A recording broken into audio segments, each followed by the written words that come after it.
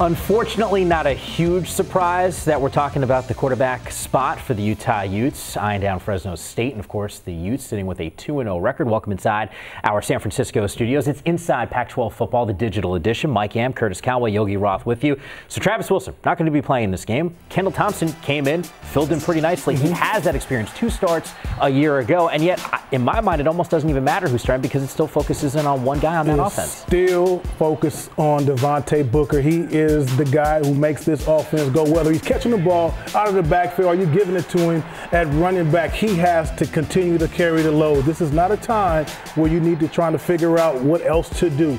Give him the ball, game plan around him as you would normally do. Even without Travis Wilson, he still has to be the focal point of this offense, Yogi. But other guys have to step up. Considering Fresno State, they're going to pack the box to try to slow this young man down. And they're also going to pack the house, okay? 41,031 crazy fans in Bulldog Stadium. It's a blackout. If you've ever been to Fresno, it's a little different than some parts around the rest of the Pac-12. It will be a gnarly football environment for the Utah Utes. It will be loud, things will be thrown at them. It'll be chaotic. Can they quiet their minds and operate for the first time in an environment that is not pro-Utah? That's really what I'm going to look at, because Travis Wilson is their most resilient player. I think he's the most resilient player in the entire country.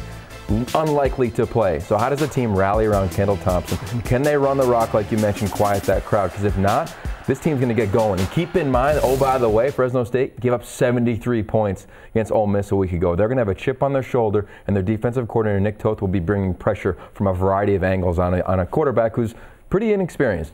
Yeah, it's going to be interesting to see how much they actually throw the ball with Kendall Thompson back there at quarterback, too. So, again, considering you have Booker, they will run the football at some point. They do have to throw it. One of my favorite things is you guys both talk about it. It's how a team is able to respond late and finish and close. Sometimes it comes down to turnovers, but also executing in the red zone. Utah right now 7 for 7 this season with 7 touchdowns in the red zone. Could be disastrous for Fresno State if they're going to have that type of success this coming weekend. And of course, for a full recap of everything that's happening in the conference on Saturday night, it's right here on the Pac-12 Network. It is Pac-12 Final Score.